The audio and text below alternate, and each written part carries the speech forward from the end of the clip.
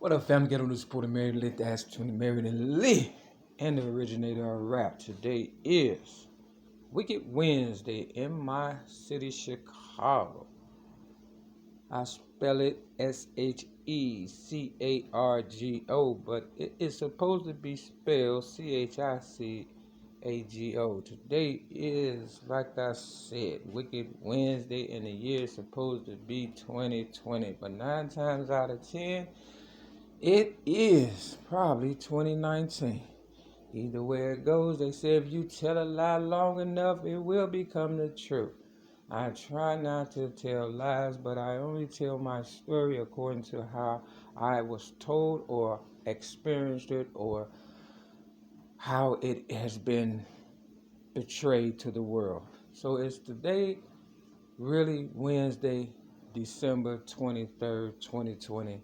According to the calendar, in America, they say it is, but they say, like I said, the devil always know in advance. Now, I am not the devil, but sometimes I walk with the devil unbeknownst to me. I was hoping that was not the case with my ex-girlfriend, LaWanda Joy Jacobs, but I guess that might have very well been the case. I usually write about situations like this, and I pretty much came full circle in my mind today. I should say the time right now is 4:58.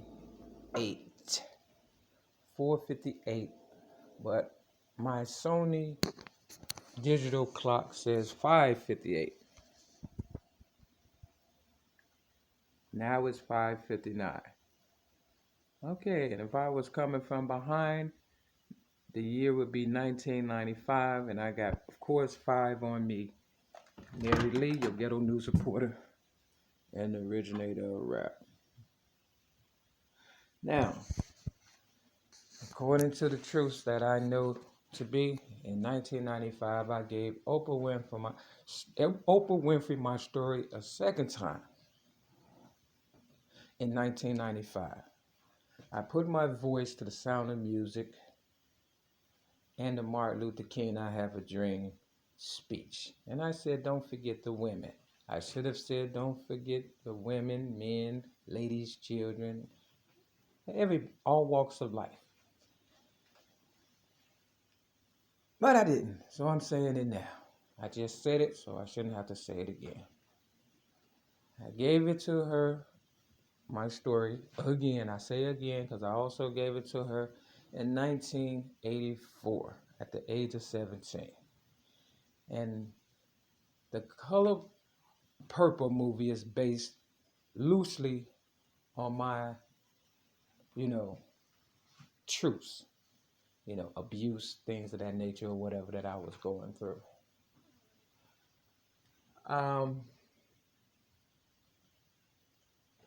At the age of 6, I was in the Sun-Times newspaper for being a child abuse victim in 1973. You can believe it or not, I'm not here to,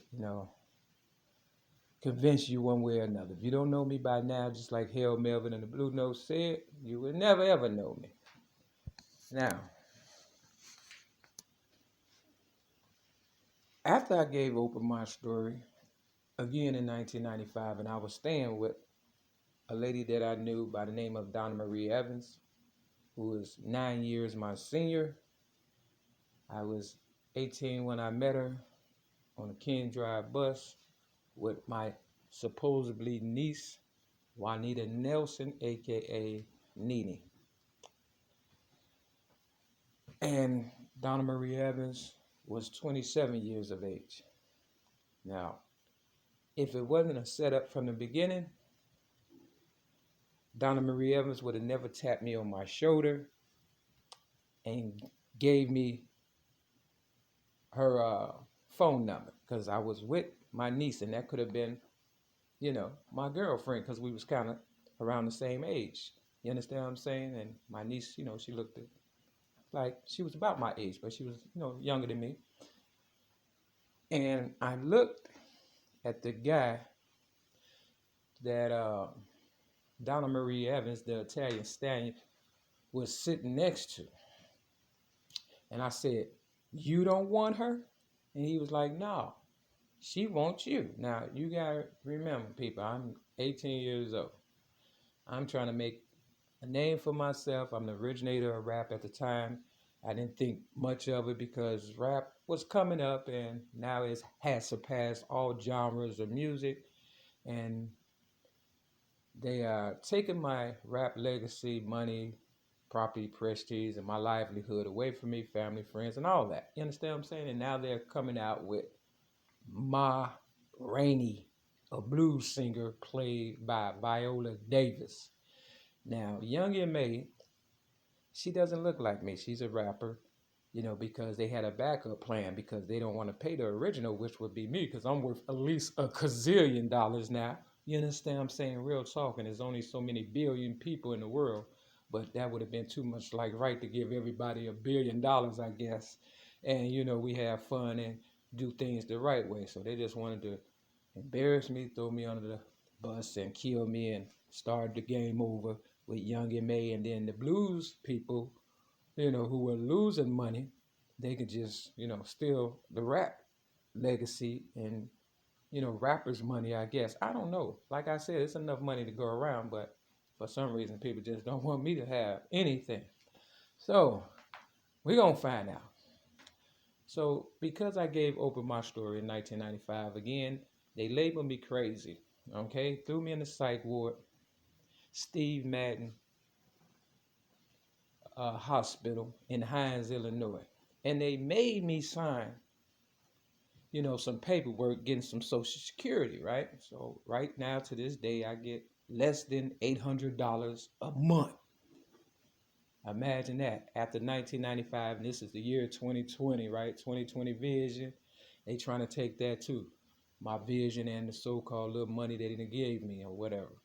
Now, if this video just so happened to not be true, it's only because they conscience got the best of them and they decided to do the right thing. But as I stand here today, December 23rd, 2020, at least that's what they said. Wicked Wednesday, that's what I said.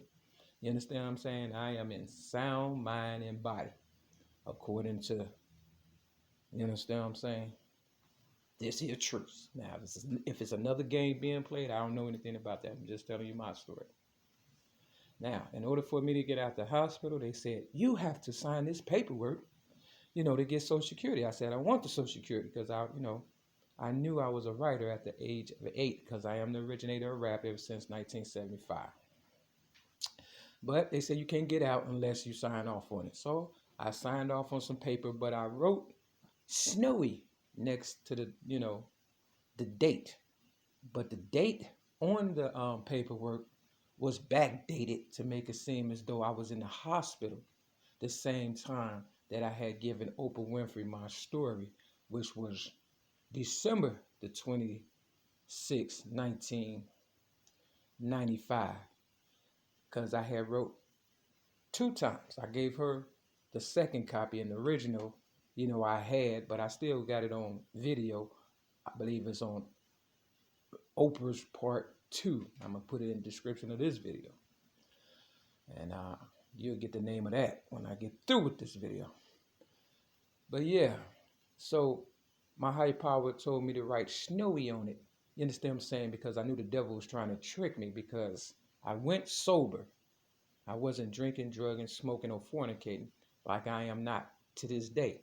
You understand what I'm saying? Or shall I say, right now. I'm not going to say to this day, but right now. You understand what I'm saying? Because a lot happened between 95 and 2020. But right now, I don't drink, drugs, smoke, or fornicate. You understand what I'm saying? And I haven't been doing anything. For real, for real. You understand what I'm saying? But I can't tell you everything in a few minutes. So, I'm just giving you a glimpse for the ones who don't know it. And you can just kind of figure me out through the other videos or word of mouth from somebody else. I don't know. That's how usually people get it. He say, she say. You understand what I'm saying? Instead of just asking me. Right now, today. You understand what I'm saying? So I left the psych ward, knowing I wasn't crazy. But while I was there, I wrote "God is not dead" in red ink in a Van Gogh picture book. Van Gogh was an artist that supposedly had got shitted on also. And he did a self-portrait or whatever. He was real good. And I wrote "God is not dead," a poem in red ink in that book on the psych ward. Now that poem, because I was supposed to be crazy, right, is worth at least as much as a Van Gogh painting. See, they usually kill you and then you blow up afterwards. But if I die, we all die. That's my story. I'm sticking with it. When I got there, like I said, I wasn't drinking, drugging, or smoking when I got to Steve Madden, uh, you know, hospital or whatever, and placed on the psych ward. But they gave me a shot. And I woke up 3 days later with my face in a plate of spaghetti. Now, the first thing my ex-girlfriend, Donna Marie Evans, the Italian stallion, who was 9 years older than me, gave me to eat was some spaghetti. And I'm here to tell you, don't eat nobody's spaghetti. You understand what I'm saying? So I ended up leaving there. But this is the kicker. While I was there, my new girlfriend, you understand what I'm saying, that I had at the time, even though I was staying with my ex-girlfriend, Donna Marie Evans, but we wasn't doing anything. You understand what I'm saying? For real, sexually. Because I really cared about my ex-girlfriend, LaWanda Joy Jacobs, who was supposed to be a Jehovah's Witness, right? And she worked for Blue Cross Blue Shields. Now, I called her, and her mother answered the phone. I said, "Can I speak to LaWanda?" And she said, "Who's calling?" And I said, "Terry." She said, "Terry, you sure your name is Terry?" Because that's the name I would always give. And I said, "No, my name is Mary." You understand what I'm saying? Because that's my name, Mary Lee Davis, right? So I told the truth on the psych ward, so I couldn't have been crazy, right? Now, all you got to do is ask your mother, LaWanda, for real, because I went in Verizon wireless phone place or whatever and stuff to try to buy a phone or whatever, or just see what's going on. And as soon as I walked in the door, they had a big sign that said "Joy." You understand what I'm saying? Real talk. Now I knew it was gonna be some stuff, but I'm just, painting a picture and you can figure out the rest. So, they gave me a little trouble and I left and stuff. You understand what I'm saying? Because people, what they say, they settled. That's what LaWanda Joy Jacobs told me when I got railroaded May 31st, 2008 for so-called disarming a police officer, something I did not do. Okay? All because she was a part of the scheme to take my money, property, prestige, and legacy. You understand what I'm saying? Rap legacy. So, I left or whatever. And yeah, but yeah, ask your mama about that. You understand what I'm saying? Because I was supposed to be crazy, right? Yeah. Yeah. Sir Mix-a-Lot got a song called "My Hoopty," and it's got the year 1969, the same year my ex-girlfriend LaWanda Joy Jacobs was born in. And it's got a guy, and he's wearing a hat that says Terry on it. But my name is Mary. You understand what I'm saying? So they say "my hoopty." You understand what I'm saying? So all this is starting to make real sense. I ain't got a hoopty, but I got my driver's license.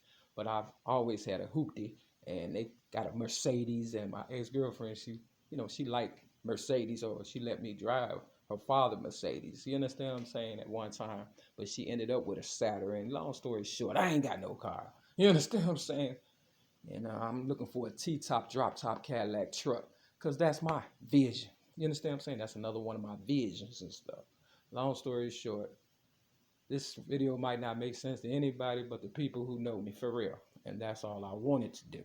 Especially Oprah Winfrey and LaWanda Joy Jacobs, because LaWanda Joy Jacobs says she met Oprah Winfrey. You understand what I'm saying? See where this is going? Somebody got a song called, K Solo got a song called "Your Mom's in My Business." I'll put that in the description also. With that, this is your Ghetto News reporter, man, with As Lee. Peace.